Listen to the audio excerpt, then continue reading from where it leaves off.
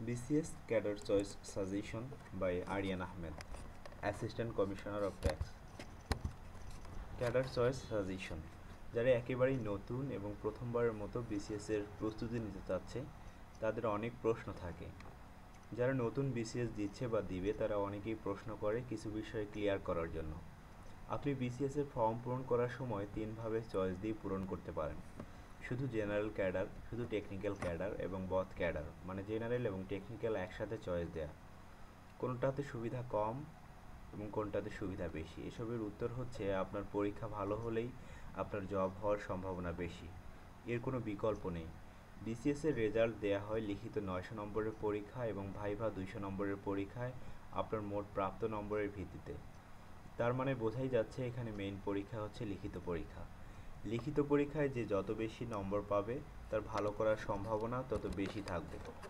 উদাহরণ দিই, কেউ যদি লিখিত পরীক্ষায় 900-তে 580 পায় এবং ধরা যাক ভাইভাতে তার খারাপ হওয়ার কারণে 200 নম্বরের মধ্যে সে পেল 100 নম্বর, তার মানে তার মোট নম্বর দাঁড়ায় 680। লিখিত পরীক্ষায় কেউ 530 পেল এবং তার ভাইভা পরীক্ষা বেশ ভালো হওয়াতে সে ভাইভাতে পেল 140, মানে 70 নাম্বার।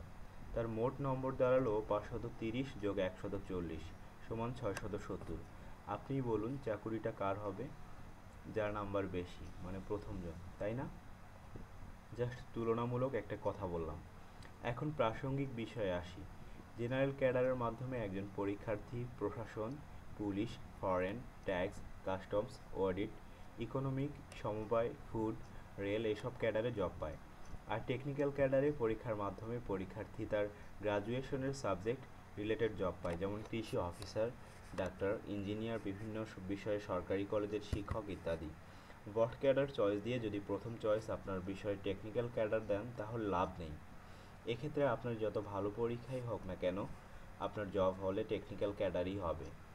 এই কাজ অনেক ডাক্তারদের করতে দেখা যায়, যেমন বথ ক্যাডারে ফর্ম পূরণ করেছে কিন্তু প্রথম চয়েস ডাক্তার। তাহলে কি দরকার ছিল বথ ক্যাডারে ফর্ম পূরণ করার? শুধু জেনারেল ক্যাডার চয়েস দিলে জেনারেল ক্যাডারে চান্স পাওয়ার মতো যদি তার সর্বমোট নম্বর না থাকে এবং জেনারেল ক্যাডারে তার জব না হয়, কিন্তু এই অবস্থায় তার টেকনিক্যাল ক্যাডারে জব পাওয়ার মতো নম্বর থাকলেও পরীক্ষার্থী চয়েস না দেওয়ার কারণে সে টেকনিক্যাল ক্যাডারে চান্স পাবে না। একইভাবে শুধু টেকনিক্যাল ক্যাডার চয়েস দিয়ে পরীক্ষা দিলে পরীক্ষার্থীর জেনারেল ক্যাডারে চান্স পাওয়ার মতো নম্বর থাকলেও সে টেকনিক্যাল ক্যাডারেই চান্স পাবে। আর বথ ক্যাডার চয়েস দিলে কেউ যদি জেনারেল ক্যাডারে চান্স না পায় সেক্ষেত্রে একটা সুযোগ থাকে টেকনিক্যাল ক্যাডারে চান্স পাওয়ার। তবে মূল কথা, জেনারেল বা টেকনিক্যাল যে ক্যাডারই হোক না কেন আপনার লিখিত পরীক্ষাতে অবশ্যই ভালো করার চেষ্টা করতে হবে। প্রিলি পরীক্ষা সবার জন্য এক। জেনারেল ক্যাডারের জন্য লিখিত পরীক্ষায় 900 নম্বর বাংলায়, 200 ইংরেজি, 200 সাধারণ জ্ঞান বাংলাদেশ, 200 সাধারণ জ্ঞান আন্তর্জাতিক, 100 গণিত ও মানসিক দক্ষতা ও বুদ্ধিমত্তা, 50 যোগ 50 সমান 100, বিজ্ঞান ও প্রযুক্তি 100। শুধু টেকনিক্যাল ক্যাডারে পরীক্ষা দিলে লিখিত পরীক্ষায় বাংলা দ্বিতীয় পত্র ও বিজ্ঞান ও প্রযুক্তি পরীক্ষার 200 নম্বরের পরীক্ষার পরিবর্তে 200 নম্বরের আপনার গ্রাজুয়েশনের বিষয়ে লিখিত পরীক্ষা দিতে হবে। এজন্য প্রতিটি বিষয়ের পৃথক সিলেবাস রয়েছে যেখানে আপনি আপনার বিষয়ের সিলেবাস পাবেন। আর বথ ক্যাডারে পরীক্ষা দিলে আপনাকে জেনারেল ক্যাডারের 900 নম্বরের লিখিত পরীক্ষার সাথে অতিরিক্ত আপনার গ্রাজুয়েশনের বিষয়ে 200 নম্বরের লিখিত পরীক্ষা দিতে হবে। এবার আসি ভাইভাতে। ভাইভা জেনারেল ক্যাডার এবং বথ ক্যাডারের জন্য মোটামুটি একই, কিন্তু যারা শুধু টেকনিক্যাল ক্যাডারে পরীক্ষা দেয় তাদের মূলত তাদের নিজস্ব গ্রাজুয়েশনের বিষয়ের উপর প্রশ্ন করা হয়। এছাড়া টুকটাক বেসিক সাধারণ জ্ঞানের বিষয়ে জিজ্ঞেস করা হয়েই থাকে। আপনি আপনার ইচ্ছামতো চয়েস দেবেন, যে টাইপ জব ভালো লাগে সেটাই চয়েস দিন। জেনারেল, টেকনিক্যাল বা বথ ক্যাডার চয়েস দেওয়াটা আপনার ব্যক্তিগত বিষয়। বিশেষ গুরুত্বপূর্ণ কথা, শুধু বিসিএস পরীক্ষা দেয়া এবং অন্য পরীক্ষা না দেওয়াটা ঠিক না। বিসিএস পরীক্ষার জন্য আপনি যদি ভালোভাবে প্রস্তুতি নিন তাহলে অন্য সকল চাকরির পরীক্ষাতে কাজে আসে। তাহলে কেন অন্য পরীক্ষাগুলো দেবেন না? বিসিএস এর সিট কয়টি থাকে সেদিকেও একটু খেয়াল রাখা দরকার, তাই না? আগে তো আপনার পায়ের নিচে একটু ঠাঁই দরকার, নাকি? মানে আপনার একটা চাকুরি দরকার, রাইট? যদি আপনি কেরিয়ারকে চাকুরি হিসাবে নিতে চান, দুঃখিত, চাকুরিকে কেরিয়ার হিসাবে নিতে চান, সেটা ছোট বড় যে চাকুরি হোক না কেন। কারণ যে কোনো একটা চাকুরি পেলে আপনার আত্মবিশ্বাস বাড়বে যা আপনাকে পরবর্তী পরীক্ষাতে সাহায্য করবে। আপনি যে কোনো ভালো বেসরকারি চাকুরি হলে অবশ্যই সেখানেও আবেদন করুন। আগে আপনার নিজের জানা জরুরি ভালো থাকা, ভালো চাকরি কী কী আছে আমাদের দেশে।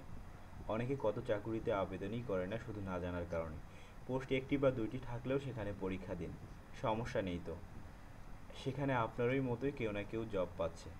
ওখানে তো আর রোবটরা জব পায় না, তাই না? আর চাইলে চাকুরি করেও অন্যান্য চাকুরির পরীক্ষা দেওয়া যায়, একটু বেশি শ্রম যাবে, সেটা মেনে নিতে হবে। ওই যে বলেছি, কষ্ট আপনাকে করতেই হবে ভালো পজিশনে যেতে চাইলে। নিজেকে ছোট ভাববেন না, নিজের উপর কনফিডেন্স বাড়ানোর চেষ্টা করুন, বেশি বেশি স্টাডিতে সময় দিন। দিন দিন নিজের উপর এবং জ্ঞানটাকে আরও সমৃদ্ধ করুন। একবার না হলে দুইবার, তিনবার, চারবার তো ভালো কিছু একটা হওয়ার সম্ভাবনা থাকবে। আপনি থেমে গেলেন তো সবই থেমে গেল। চেষ্টা চালিয়ে গেলে সফল হওয়ার সম্ভাবনা তো থাকেই, তাই না? হতাশ না হয়ে এগিয়ে যান, সফলতা আপনার কাছে এমনিতেই এসে হাজির হবে। ভালো থাকবেন সবাই। Good luck guys. If you like this video, please subscribe our channel আগামী সপ্তাহ।